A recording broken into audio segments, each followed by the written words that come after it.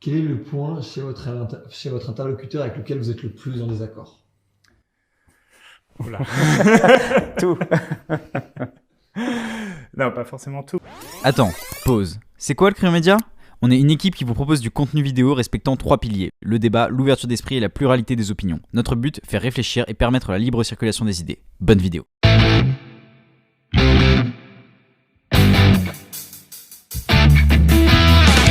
Le débat était intéressant, on a échangé sur un certain nombre de problématiques, avec des positions qui sont pas forcément les mêmes, et des points où j'ai l'impression que le désaccord est pas fondamental.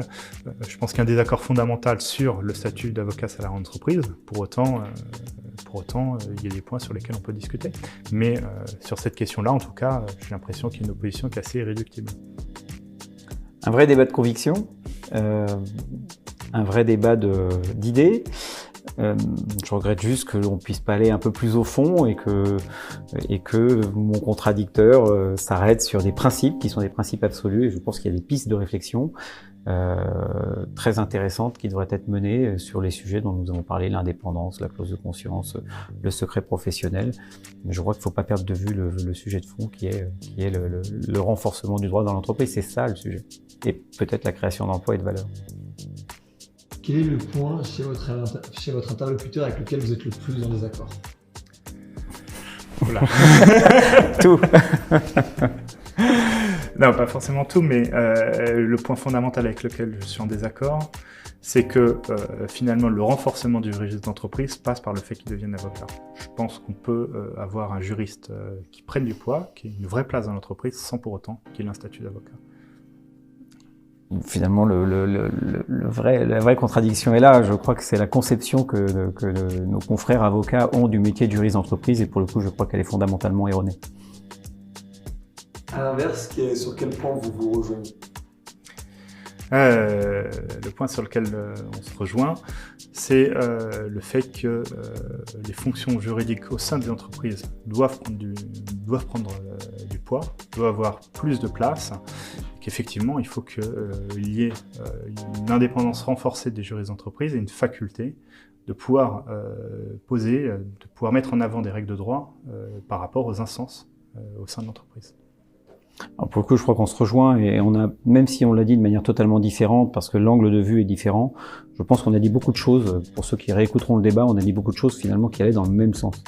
Et sur cet objectif-là, je pense qu'on se rejoint. C'est sur les moyens probablement pas, mais sur cet objectif-là, je pense que l'on se rejoint, et c'est l'intérêt de tout le monde et des entreprises.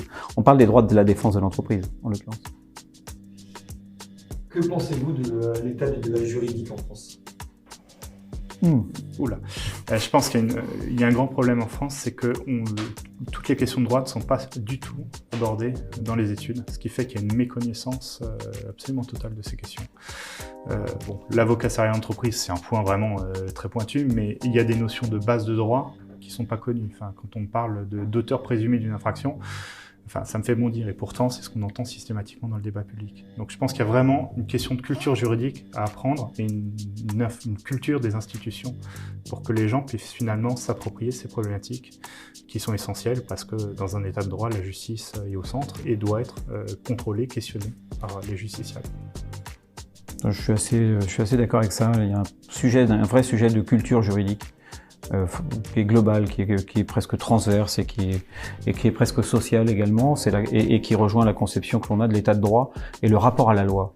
Quel est notre rapport à la loi? Quel est le rapport à la loi des entreprises? Quel est le rapport à la loi des citoyens? Ça, c'est un vrai sujet de fond. L'absence de culture juridique empêche souvent des vrais débats et des débats de fond. Suivrez-vous à l'avenir les travaux de l'autre? Moi, de toute façon, je travaille sur ces questions d'avocat salarié en entreprise, et je regarde toujours avec attention les notes qui sont produites par et d'autres, et les documents qui sont produits par Cercle Montesquieu. Donc on n'est pas toujours d'accord, mais en tout cas, on travaille beaucoup sur la base des éléments qui sont produits aussi en face. Donc oui, on en a plein d'autres. Mais votre site, c'est difficile d'avoir les ressources dessus. Donc voilà.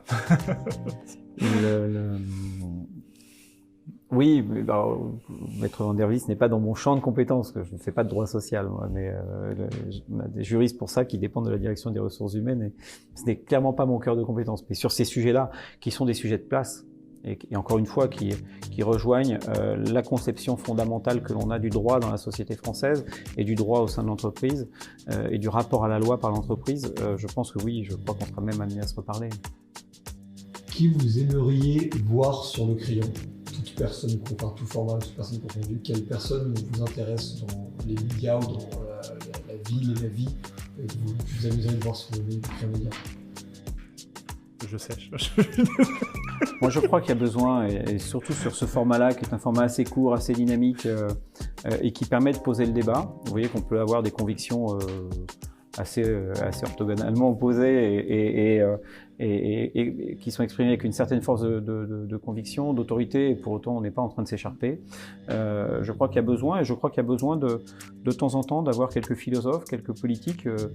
Moi, voir un Michel Barnier qui vient de négocier le Brexit, ce serait super intéressant. Enfin voilà, qu'on ait des personnalités qui sont des personnalités de premier plan, qui sont sur des grands projets d'actualité et qui défendent nos droits, parce que ce que fait la Commission européenne aujourd'hui face aux États-Unis, face aux GAFA, voilà, on est sur tous ces sujets-là.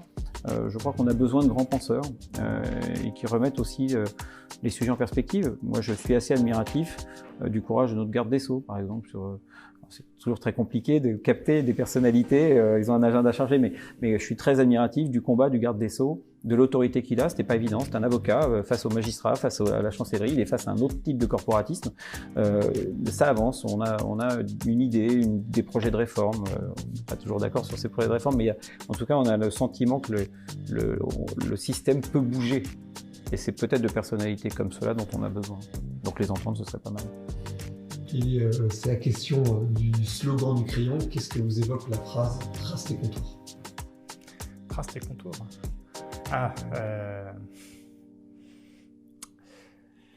Moi, ce que ça m'évoque, en fait, c'est amusant parce que c'est une phrase qui invite à définir nos propres limites.